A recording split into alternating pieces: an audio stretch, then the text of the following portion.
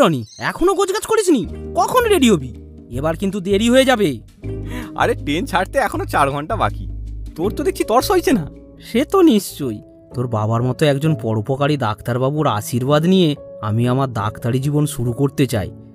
তার উপর তোদের গ্রামটাও শুনেছি খুব সুন্দর, সেটা তো ঘুরে দেখতে হবে নাকি? চল চল চল। আচ্ছা বাবা, ঠিক আছে, আমি এক্ষুনি রেডি হচ্ছি।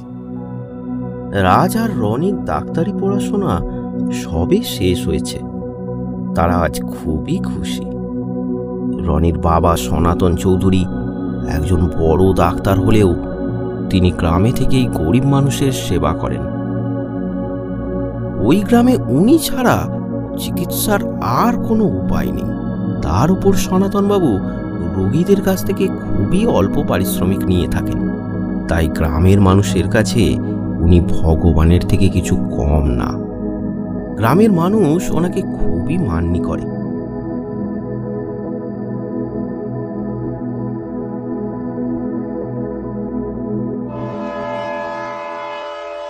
এই সব কিছুই রাজ রনির কাছ থেকে শুনেছে, তাই সে পড়াশোনা শেষ করে বাড়ি না গিয়ে রনির বাড়ি যাওয়ার আবদার করে, আর রনিও তাতে কোনো আপত্তি করেন।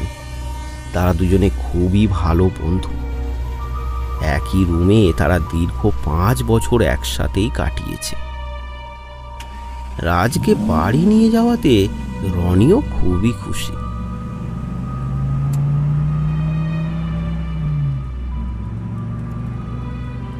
রনির বাবা স্টেশনে গাড়ি পাঠিয়ে দিয়েছিলেন, তাতে চেপেই তারা বাড়ি ফিরতে থাকে। চারপাশের পরিবেশ দেখে রাজ একেবারে উৎফুল্ল হয়ে ওঠে।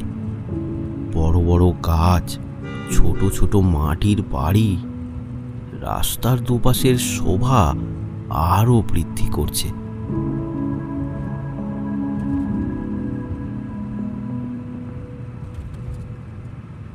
কিরে, এই জঙ্গলে বাঘ ভাল্লুক থাকে নাকি? দূর, তবে খুব সুন্দর সুন্দর পাখি, বাঁদর, বনবিড়াল, শিয়ালও এইসব আছে।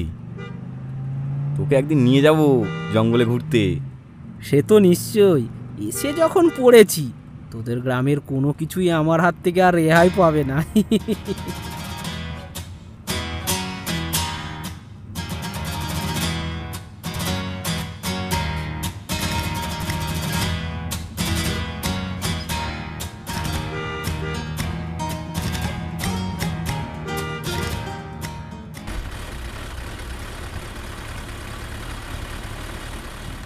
গাড়িটা এসে থামলো রনিদের বাড়ির গেটের সামনে। বেশ বড় বাড়ি। নাম নাম, এসে গেছি। রামুদা, মালপত্রগুলো নিয়ে এসো। হ্যাঁ দাদাবাবু, এক্ষুনি নিয়ে আসছি। ওরে বাবা, কি বড় বাড়ি রে তোদের! কই আগে বলিসনি তো? দূর, কোথায় আর বড়, চল ভেতরে চল।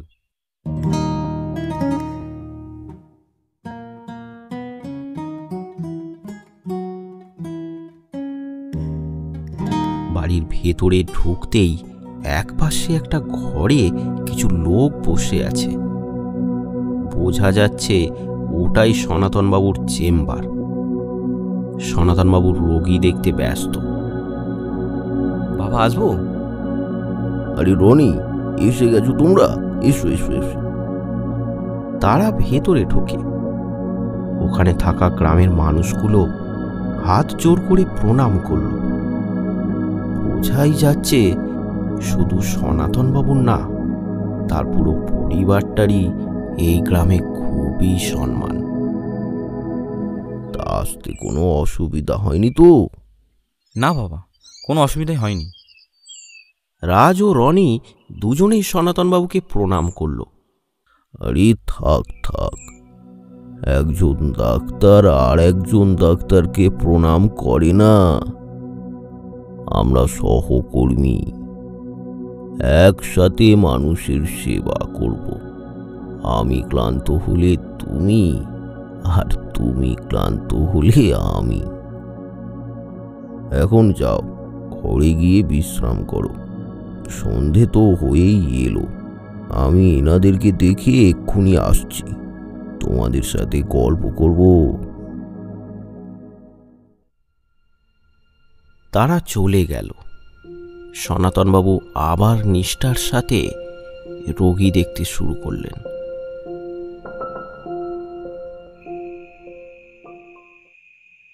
সত্যি রনি, এখনকার যুগে এমন ভালো মানুষ খুব কমই আছে। বাবা আমার আদর্শ। ছোটবেলা থেকে বাবাই আমাকে মানুষ করেছেন। আমার জ্ঞান হওয়ার আগেই মা মারা যায়। So sad. তবে বাবা কোনোদিন আমাকে মায়ের অভাব বুঝতে দেননি। রামুদা চা আর কিছু খাবার নিয়ে ঘরে এলো। রামুদা তো দেখছি অলরাউন্ডার রে, গাড়িও চালায় আবার চাও বানায়। রামুদা ছোটবেলা থেকে এখানে থাকে, বাড়ির সব কাজ করে। নে চা ধর। চায়ের কাপে সবে তারা চুমুক দিয়েছে, এমন সময় সনাতনবাবু চলে এলেন গল্প করতে। কি ব্যাপার, চাহা পর্ব চলছে? খাও খাও। রামুর হাতের চায়ের কোনো তুলনাই হয় না। কত জায়গায় চা খেয়েছি, কিন্তু রামুর চায়ের কোনো বিকল্প নেই। যা বলেছেন কাকাবাবু, চাটা কিন্তু সত্যিই খুব ভালো হয়েছে। তা তোমরা এবার কি করবে বলে ভাবছো? রনির মতো আমিও গ্রামেই চিকিৎসা করব ভাবছি। বাবা বাবা বাহ, খুব ভালো সিদ্ধান্ত। এখনো এইরকম প্রচুর গ্রাম আছে যেখানে ডাক্তার নেই। গ্রামের মানুষ এখানে বিনা চিকিৎসায় মারা যাচ্ছে। কেনই বা যাবে? তারা তো আর পয়সা দিতে পারবে না। তুমি চিন্তা করো না বাবা, আমরা তোমার দেখানো পথেই চলবো। আর আর রাজু তোমাকে আদর্শ বলে মানি। তাই নাকি? আরে না না না, আমি অতি নগণ্য। সে ছাড়ো, কাল তোমরা গ্রামটা ঘুরে দেখবে, জঙ্গলের পশু পাখি দেখবে। কিন্তু কিন্তু কি বাবা? তুমি কিন্তু ওকে সেই জায়গার আশেপাশে একদম নিয়ে যাবে না। আমি এখন আসি, তোমরা গল্প করো।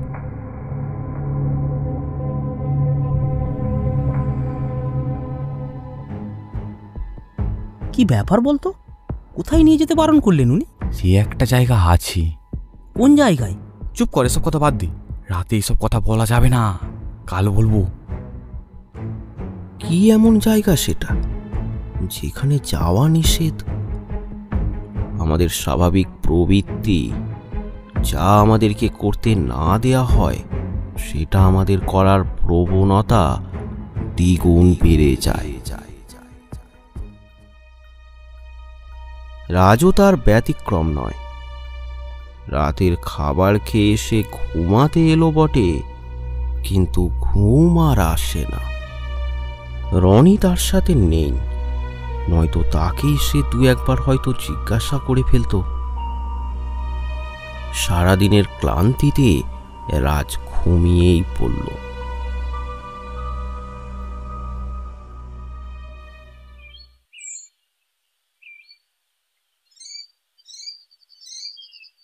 সকালে ব্রেকফাস্ট করে রনি আর রাজ বের হলো জঙ্গলে ঘোরার জন্য।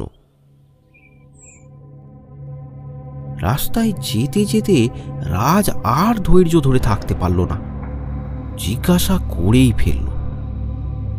রনি, এবার বলতো কাকাবাবু আমাদের কোন জায়গায় যেতে বারণ করলেন? উত্তরে জঙ্গলে একটা পুরো বাড়ি আছে, সেখানে জঙ্গলটাও একটু বেশ ঘন। ওই দিকে যেতেই বারণ করেছিল। কেন ওই দিকে যেতে বারণ করার কি আছে? জঙ্গল ঘন তো কি হয়েছে, বাঘ ভাল্লুক তো আর নেই। জঙ্গল ঘন বলে না, একটা অদ্ভুত ভুতুরে ব্যাপার আছে ওখানে। ভুতুড়ে? তুই ভূতে বিশ্বাস করিস নাকি? তুই একজন ডাক্তার। না রে, ব্যাপারটা তা নয়। সেটা ভূত না কোনো অশুভ শক্তি সেটা আমি জানি না, তবে ওই বাড়ির ভেতরে ভুল করে কেউ ঢুকে গেলে সে আর ফিরে আসে না। ফিরে আসে কোনো না কোনো জীবজন্তু হয়ে। গ্রামের কেউই প্রায় 20 বছর ধরে ওখানে যায় না। শুধু তা নয়, গ্রামের কয়েকটা লোক হঠাৎ করে বাড়ি থেকে গায়েব হয়ে যায়। সবাই মনে করে হয়তো তারা ওই বাড়িতেই গিয়েছিল, তারা আর ফিরে আসেনি। এখনো এই গ্রামের লোক ভয়ে ভয়ে থাকে। কখন যে কে গায়েব হয়ে যায় কে জানে। পুলিশ কি রে ভাই, কিছুদিনের মধ্যে কি কেউ গায়েব হয়েছে নাকি? 7 মাস হয়ে গেছে, কই আর তো তেমন কিছু ঘটনা ঘটেনি। ব্যাপারটা যদি ভুতুড়ে না হয় তাহলে কি হতে পারে বলতো? তোরা এটা নিয়ে কিছু ব্যবস্থা করিসনি? যে কজন এই নিয়ে মাথা ঘামিয়েছিল তারা সবাই গায়েব হয়ে গেছে। তাই সবাই ঠিক করেছে এর থেকে দূরে থাকাই ভালো। আচ্ছা, বাঘ ভাল্লুক কিছু নেই তো ওই ঘরে? না রে, তাহলে তো তার গর্জন শোনা যেত। তাহলে তো একবার যেতেই হবে রে ওখানে। এমন ইন্টারেস্টিং ব্যাপার কি ছাড়া যায়? তুই আমাকে আগে বলিসনি কেন ব্যাপারটা? এই জন্যই তো বলিনি। দেখ, ওখানে যাওয়ার কথা মুখেও আনবি না তুই। আচ্ছা, ভয় পাস না, মানুষের সেবা করার ব্রত নিয়েছি আমরা দুজনে। ব্যাপারটা এখান থেকেও তো শুরু করা যেতে পারে। গোটা গ্রামের লোক এখন বিপদে। এতদিন যখন কেউই কিছু করতে পারলো না, আমরা কি কিছু করতে পারবো? চেষ্টা করতে অসুবিধা কি? চল সেখানে যাই। না না, এত তাড়াহুড়ো করে ডিসিশন নিস না। চল, আজকে তোকে দূর থেকে জায়গাটা দেখাবো, তারপর বাড়ি এসে ব্যাপারটা নিয়ে ভাববি। আচ্ছা ঠিক আছে, তাই চল।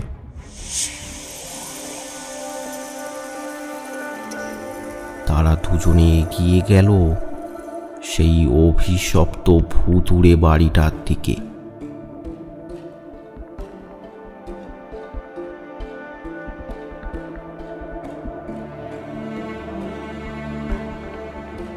জঙ্গল দিয়ে কিছুটা হাঁটার পর রনি থমকে দাঁড়ালো।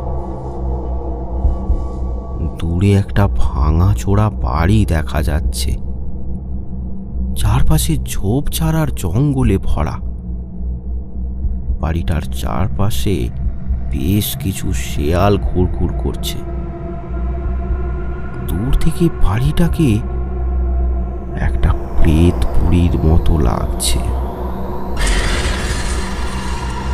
জায়গাটা তো বেশ ভয়ঙ্কর রে, দিনের বেলাতেই কেমন অন্ধকার। চল চল, যত তাড়াতাড়ি এখান থেকে ফিরে যাওয়া যায় সেটাই মঙ্গল। তারা বাড়ি ফিরতে লাগলো।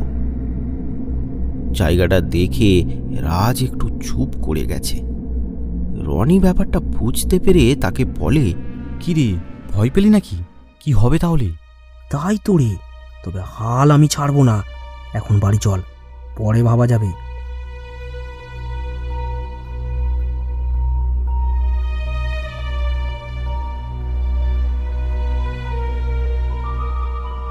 সন্ধ্যার সময় সনাতনবাবু, রনি আর রাজ একসাথে বসে রামুর চা খেতে খেতে আড্ডা দিচ্ছে। এমন সময় রাজ বলল, আচ্ছা কাকাবাবু, ওই ভুতুড়ে বাড়িটা কার? মানে তোমরা ওই বাড়িতে গিয়েছিলে নাকি? না না বাবা, আমরা ওখানে যাইনি। আমরা যাইনি, তবে রনির মুখে শুনছিলাম ওই বাড়িতে নাকি যেই যায় সে নাকি পশু হয়ে ফিরে আসে। ঠিকই শুনেছ। আচ্ছা, ওই বাড়িটা কার ছিল বলতে পারেন? কারো না, ওটা একটা সরকারি হাসপাতাল ছিল। আমি তো ওখানেই চাকরি পেয়ে এসেছিলাম। সব কিছু ভালোই চলছিল, কিন্তু একদিন হঠাৎ হাসপাতালে রাতে আগুন লেগে যায়। ওই আগুনে 5 জন রোগী সহ সবাই মারা যায়। তবে দারোয়ানকে তার পরদিন থেকে আর খুঁজে পাওয়া যায়নি। ওই ব্যাটাটাই আগুন লাগিয়ে হাসপাতাল থেকে সব জিনিসপত্র ঔষধ চুরি করে নিয়ে গেছে। ভাগ্যক্রমে ওই দিন রাতে আমি বাড়িতেই ছিলাম, তাই ভগবানের কৃপায় এখনো বেঁচে আছি। ওই দারোয়ানকে পুলিশ ধরতে পারেনি? তার আর কোনো খবর পাওয়া যায়নি। তারপর হসপিটাল আর চালু করেননি কেন? হয়েছিল, কিন্তু তারপর থেকে ওখানে যেই যায় সে মারা যেত। আর তারপর এমন হলো যে যেই ওখানে যায় সে কোনো না কোনো পশু হয়ে সেখান থেকে ফিরে আসে। জায়গাটা একেবারে ভুতুড়ে হয়ে যায়। একেবারে অভিশপ্ত।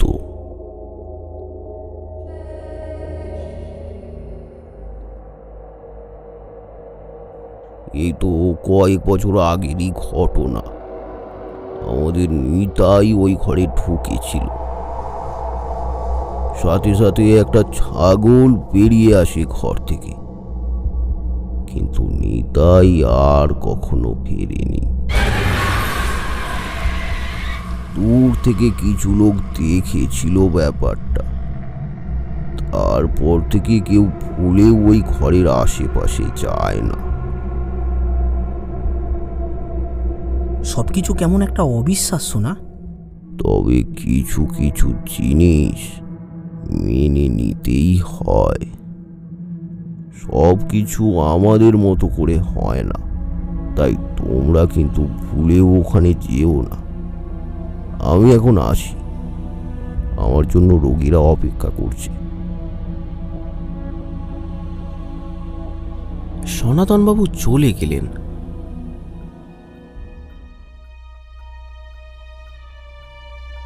রাজ ও রনি একটা গভীর চিন্তার মধ্যে পড়ে গেল।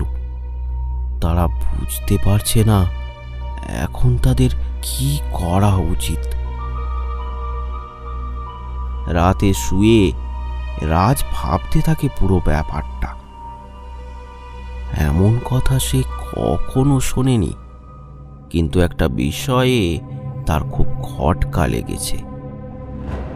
শুধু কতগুলো চিকিৎসার যন্ত্র আর ঔষধের জন্য এতগুলো মানুষকে কেউ পুড়িয়ে মারতে পারে? এই কথাটা যেন তার ঠিক হজম হচ্ছে না। যাই হয়ে যাক, একবার ওই ঘরে আমাকে যেতেই হবে। জায়গাটার একটা রহস্য নিশ্চয়ই আছে।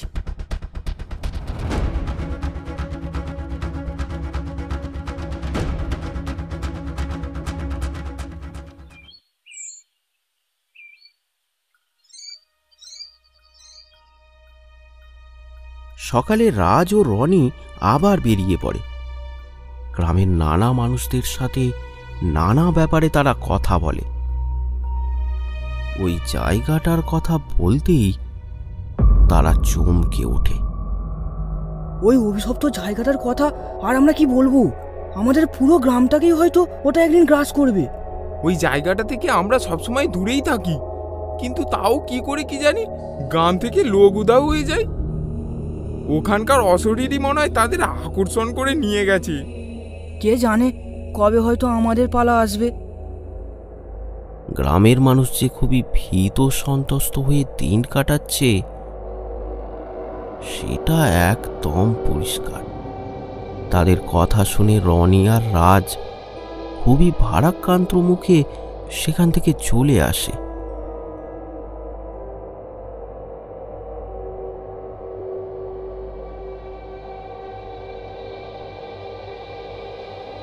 রাস্তায় হাঁটতে হাঁটতে রনি বলে, আমার কি মনে হচ্ছে জানিস রাজ, জীবন দিয়ে মানুষগুলোকে বাঁচাই। তাহলে আর দেরি কিসের? চল ওই হাসপাতালে যাই। না না, বাবা কিন্তু বারবার বারণ করেছে ওখানে যেতে। আর গ্রামের মানুষগুলোকে দেখলি তো, ওই জায়গার নাম শুনলে কেমন ভয় পায়। আরে এমনও তো হতে পারে ওখানে আসলে কোনো জন্তু আছে, সেই এমন কাজটা করছে। চল না, যা আছে কপালে একবার দেখেই আসি। চল তাহলে। জঙ্গলের মধ্যে দিয়ে তারা এগিয়ে চলে সেই মৃত্যুপুরীর দিকে।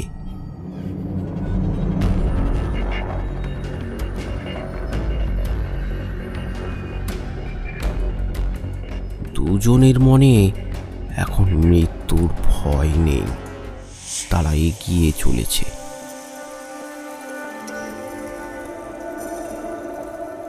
কিছুক্ষণের মধ্যেই হাসপাতালের একদম সামনে এসে দাঁড়ায় তারা। সেটাকে দেখেই বোঝা যাচ্ছে যে এক সময় এখানে ভয়ানক আগুন লেগেছিল। এখন একেবারে জরাজীর্ণ, আগাছায় ভরা। হাসপাতালের সামনে আসতেই তাদের বুকের ভেতরটা ধুক ধুক করতে থাকে। কে জানে এরপর কি হতে চলেছে তাদের সাথে। রাজ, ভেতরে গিয়ে কাজ নেই, চল আগে চারপাশটা ঘুরে দেখি। হ্যাঁ, আমিও সেটাই ভাবছি। চারপাশটা দেখলে হয়তো কিছু বোঝা যাবে। এই ভুতুড়ে হাসপাতালের রহস্য। হাসপাতালের পাশ দিয়ে যেতে থাকে তারা।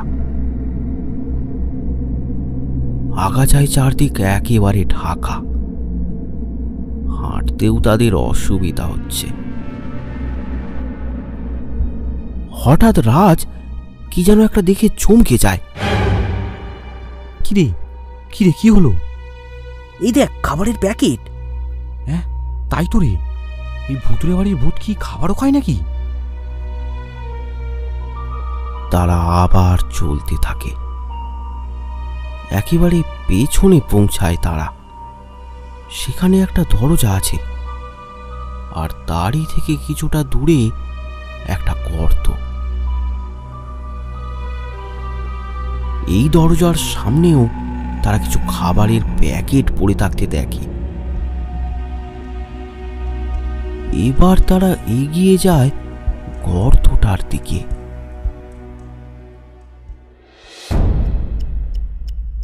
দুজনে গর্তের ভেতরে তাকাতেই একেবারে চমকে ওঠে। তারা দেখে গর্তে পড়ে আছে বেশ কয়েকটা নর কঙ্কাল। কিছু তো বেশ পুরানো। কিছু বুঝছিস রনি? এ কোনো ভূতের কাজ নয়, এর পেছনে নিশ্চয়ই অন্য কিছু জড়িয়ে আছে। একদম কোনো এক অসামাজিক দলের কাজ এগুলো। কিন্তু এই নিরীহ মানুষদের মেরে ওরা কি পাচ্ছে? চল ভেতরে চল, যদি আরো কিছু বোঝা যায়। পেছনের দরজাটা খোলাই ছিল।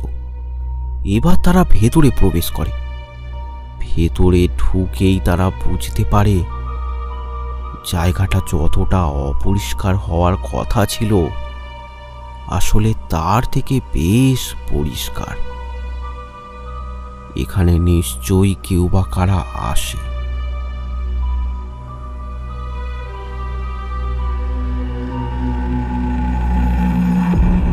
হল ঘরে কয়েকটা পুরানো বেড ও বেশ পুরানো কিছু জিনিসপত্র ছড়িয়ে ছিটিয়ে আছে।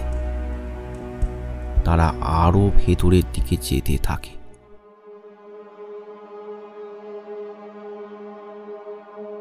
একটা ঘরের কাছে এসে তারা দেখে ঘরটা একেবারে পরিষ্কার। তারা ভেতরে ঢুকে পড়ে। ঘরটা দেখে তারা একেবারে হতবাক। নিজের চোখকে বিশ্বাস করতে পারে না তারা। ঘরে ঢোকার সাথে সাথেই তারা একটা তীব্র গন্ধ পায়। কিসের গন্ধ এটা বুঝতে পারছিস? হ্যাঁ, এটা তো সেই কেমিক্যালের গন্ধ যেটা দিয়ে হিউম্যান অর্গানকে সংরক্ষণ করা হয়। একদম ঠিক। আর এটা হলো অপারেশন থিয়েটার। তার মানে এটা একটা মানবঙ্গ পাচারকারীদের কাজ। কিন্তু তোর বাবা ছাড়া তো এই গ্রামে আর কোনো ডাক্তার নেই। কে করে এই কাজ? এ কি বলছিস? আমার বাবা গ্রামের মানুষকে কতটা ভালোবাসে সেটা তুই জানিস না? আরে আমি সেটা বলেছি নাকি? চল এবার এখান থেকে বেরোনো যাক। র্যাকেটের কেউ যদি আমাদের দেখে ফেলে তাহলে আমাদের প্রাণ সংশয় হতে পারে। চল চল, এখান থেকে চল। তারা এবার সামনের দরজা দিয়ে বাইরে বের হয়। হঠাৎ রাজ দেখতে পায় মাটিতে কি যেন একটা চকচক করছে। হাতে তুলে নিয়ে বুঝতে পারে এটা একটা বোতাম। বোতামটা রেখে দিই, এটা দিয়ে অপরাধীর কাছে পৌঁছানো যেতে পারে।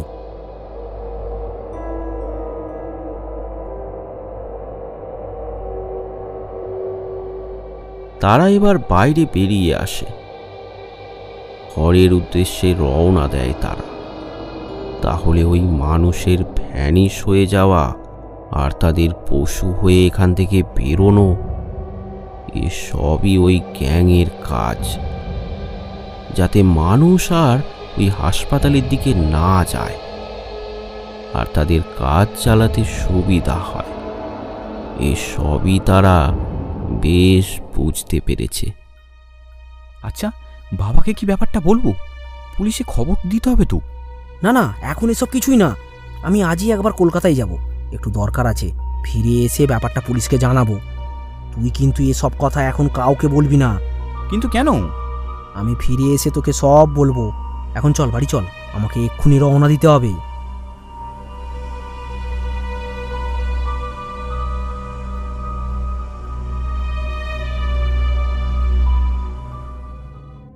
বাড়ি ফিরে তাড়াতাড়ি ব্যাগ গুছিয়ে বেরিয়ে পড়ে রাজ। হঠাৎ করে চলে যাচ্ছ, আর কিছুদিন থেকে গেলে পারতে তো। একটা কাজ পড়ে গেল যে, পরের বার এসে নিশ্চয়ই থাকবো। আসি রে রনি। সবাইয়ের কাছ থেকে বিদায় নিয়ে রাজ বেরিয়ে পড়ল।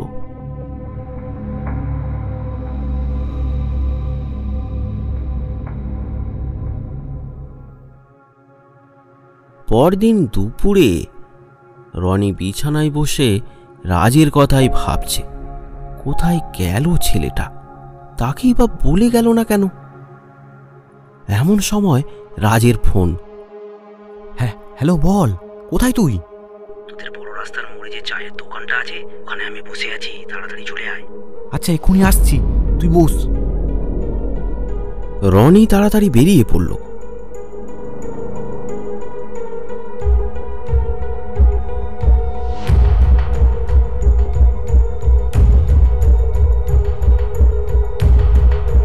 হেঁটেই পৌঁছালো চা দোকানে। দোকানের বাইরে একটা বেঞ্চে বসে আছে রাজ। কি রে, ব্যাপার কি? বাড়িতে চল। না রে, বাড়িতে যাওয়ার সময় নেই। এক্ষুনি আমি থানা থেকে আসছি। থানায় সব জানিয়ে দিয়েছি, আসল অপরাধীর কথা। আসল অপরাধী কে সে? আগে শোন, আমি কাল কোথায় গিয়েছিলাম। হ্যাঁ বল। দাঁড়া, আগে চা নিয়ে নিই দুটো। দাদা, আমাদের দুটো চা দেবেন তো। একটা লোক সেই সময় তাদের দিকে আর চোখে চেয়ে চা দোকানের ভেতরে চলে গেল। তারপর দোকানদারকে ইশারায় কিছু একটা বলল, তারপর ভেতরে বসে পড়ল।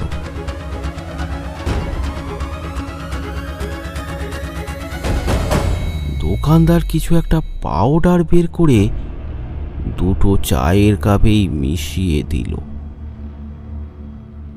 তারপর সেগুলোই রাজ ও রনিকে দিল। ভেতরে বসা লোকটা আর চোখে নজর রাখছে রাজ ও রনির দিকে। তারা কিন্তু এসবের কিছুই বুঝতে পারে না। তারা চায়ের কাপে চুমুক দেয়। তারপর রাজ বলে চলল, আমি গিয়েছিলাম হসপিটালের দারোয়ানের বাড়ি। মানে তার ঠিকানা পেলি কোথায়? সেটা আমার এক কাকা আমায় সাহায্য করেছে। উনি হসপিটাল বিভাগের একজন সরকারি কর্মচারী, আর সরকারের কাছে সবারই তথ্য থাকে। তাহলে পুলিশ কেন তখন খুঁজে পায়নি? টাকা রনি, টাকা। টাকা খাইয়ে পুলিশের মুখ বন্ধ করা হয়েছিল। হসপিটালের একজন ডাক্তার মৃতপ্রায় রোগীদের অঙ্গ নিয়ে পাচার করে দিত। এটা দারোয়ান আর হসপিটালে থাকা সবাই হঠাৎ করে একদিন জেনে যায়। হসপিটালে শোরগোল পড়ে যায়, আর তখন ওই ডাক্তার আর তার দলবল বাইরে থেকে হসপিটালে তালা লাগিয়ে হসপিটালে আগুন লাগিয়ে দেয়। সবাই মারা যায়, শুধু ওই দারোয়ান পালিয়ে বাঁচে। এখনও সেই ডাক্তার একইভাবে তার কাজ চালিয়ে যাচ্ছে। তার দলবল নানা রকম গুজব ছড়িয়ে এলাকাটাকে পুরো নিরাপদ করে রেখেছে। এই যে গ্রামের লোক গায়েব হয়, এটা তারাই করে। কে সেই পাষণ্ড? মানুষের জীবনের পরোয়া করে না। একটা বোতাম কুড়িয়ে পেয়েছিলাম সেদিন, মনে আছে? ওটা কার একটু ভাবতো। কার বলতো? আমার তো ঠিক মনে পড়ছে না। তাদের চা এখন একেবারে শেষ। ঔষধটা তার কাজ শুরু করে দিয়েছে। তাদের মাথা ঝিমঝিম করতে থাকে। কোনো কথা বলার ক্ষমতা এখন তাদের নেই। তারা লুটিয়ে পড়ে একে অপরের ওপর। দোকানদার আর সেই লোকটা মুচকি মুচকি ক্রূর হাসি হাসতে থাকে।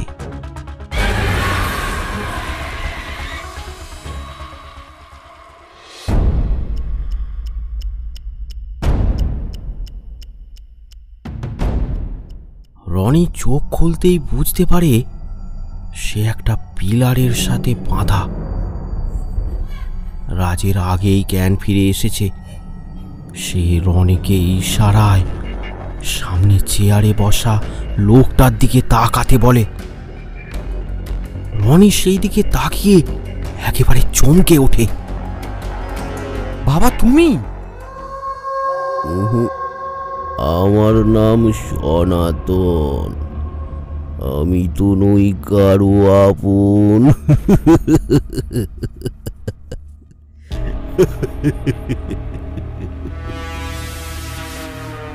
ছি বাবা ছি, তুমি নিজের ছেলেকে এভাবে বেঁধে রেখেছো? তুমি কি আমাকেও মারবে নাকি? একদম ঠিক বাবা, বললাম না আমার নাম সনাতন, আমি তো নই কারো আপন। এই তোর মায়ের কথাই বল না। মানে মা তো শরীর খারাপ হয়ে মারা যায়? আমার সোনা ছেলে, তুমি জানো না বাবা, তোমার মিষ্টি মাকেও আমি মেরেছি। কি করবো বলো তো, আমার এই গোপন কাহিনী সব জেনে গেল যে, আবার আমায় শাসন করে। আমি তোমাকে এরকম করতে দেব না। দিলাম শালির দুটো কিডনি বেচে, একেবারে তাজা কিডনি রে, ভালোই দাম পেয়েছিলাম তখন। ছি বাবা ছি, যাকে আমি এত সম্মান করতাম কোনোদিন ভাবতেও পারিনি তাকে আমাকে এই রূপে দেখতে হবে। তো দেখো না, একটু পরেই তোমার চোখ দুটো উপড়ে ফেলে বেচে দেব। চিন্তা করিস না রনি, আমি পুলিশকে সব বলে দিয়েছি, পুলিশ এক্ষুনি চলে আসবে। আমাকে উদ্ধার করেছো, তোমার ওই পুলিশ আমার পকেটে। তোমাদেরকে ঘুম পাড়িয়ে পঞ্চা থানাতেই গেছে। তোমাদের করা এফআইআরটাকে ভ্যানিশ করতে। এই বলা, এই মালটাকে আগে বেড়ে তোল, এর অপারেশনটা আগে করতে হবে। শালার খুব পাগনা গজিয়েছে, কেটে দিতে হবে। তারা দুজনেই এবার বুঝতে পারে তাদের শেষ দিন চলে এসেছে। কেউ তাদের বাঁচাতে আসবে না। মানুষ আজ টাকার কাছে বড়ই অসহায়। ভোলা এসে রাজের বাঁধন খুলতে যাবে, এমন সময় দরজা ধাক্কানোর শব্দ। পঞ্চা ভেতরে আসে, সাথে পুলিশ। কি ব্যাপার পঞ্চা, পুলিশ কি তোমাকে গাড়ি করে ছাড়তে এসেছে নাকি? না দাদা, আপনাকে ধরে নিয়ে যেতে এসেছি। কেন, তুই প্রণামী দিসনি? দীপঙ্কর বাবু কোথায়? দীপঙ্কর বাবুর বদলি হয়ে গেছে, আর এই বড় বাবুটা খুব খারাপ, বলে এক পয়সা নেব না। রে পঞ্চা, এসব কাজে এত কিপটেমো করে না বাবা। শুনুন স্যার, আপনাকে আমি 10 লাখ টাকা দেব, একেবারে নগদ। এখান থেকে চলে যান। দাদা, আমি 20 বলেছিলাম।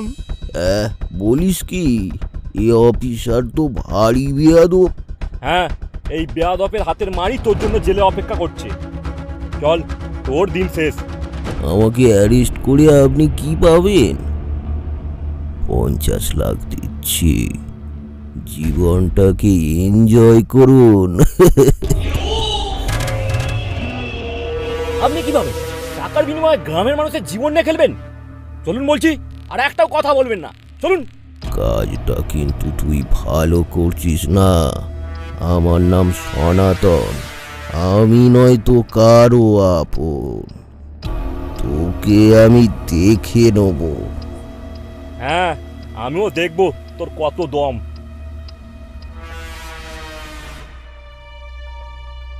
পুলিশ সনাতনবাবু সহ সবাইকে সেখান থেকে গ্রেপ্তার করে। রাজ ও রনির বাঁধন খুলে দেয়।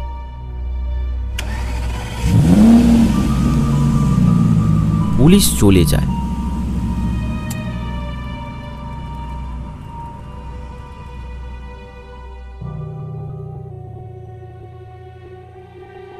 তারা দুজনে বাইরে বেরিয়ে দেখে গ্রামের মানুষরা সেখানে জড়ো হয়েছে। যাকে আমরা ভগবান ভাবতাম তিনি এই রকম। চি চি চি চি চি, তুমি আমাদের গর্ব, তুমি আমাদের গ্রামকে বাঁচিয়েছো। আমি একা না, রনিও এ ব্যাপারে আমাকে সাহায্য করেছে। আপনারা তার বাবার কৃতকর্মের সাজা আশা করি রনিকে দেবেন না? সে তো নিশ্চয়ই। রনি দাদাবাবু আমাদের জন্য যা করেছেন, তার শরীরে যে ওই পাষণ্ডের রক্ত বইছে তা ভাবাই যায় না। কিন্তু এসবের মধ্যেও গ্রামের আর একটা বিপদ আমাদের খুব ভাবাচ্ছে। কি বলুন তো? খারাপ হোক ভালো হোক, ওই একটাই ডাক্তার ছিল আমাদের গ্রামে, না হলে আমাদেরকে চিকিৎসা করতে যেতে হবে 30 মাইল দূরে। তাই কি হবে ভেবে খুব ভয় হচ্ছে। আপনারা চিন্তা করবেন না, আমার বাবার অপরাধের প্রায়শ্চিত্ত আমি করব। আমার সারা জীবন আপনাদের জন্য উৎসর্গ করব। খুব তাড়াতাড়ি এই হাসপাতাল আবার চালু হবে, আপনাদের কোনো চিন্তা নেই। আমিও মাঝে মাঝে চলে আসব। এখন একটা না, আপনাদের গ্রামে 2টো ডাক্তার থাকবে। খুশি তো?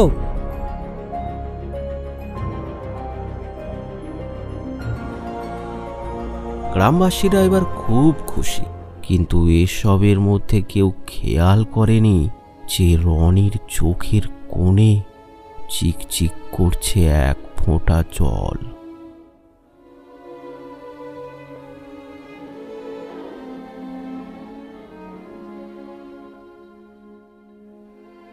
আরও ভয়ানক গল্প পেতে আমাদের চ্যানেলটি সাবস্ক্রাইব করুন, পাশে থাকা বেল নোটিফিকেশনটি অন করে দিন।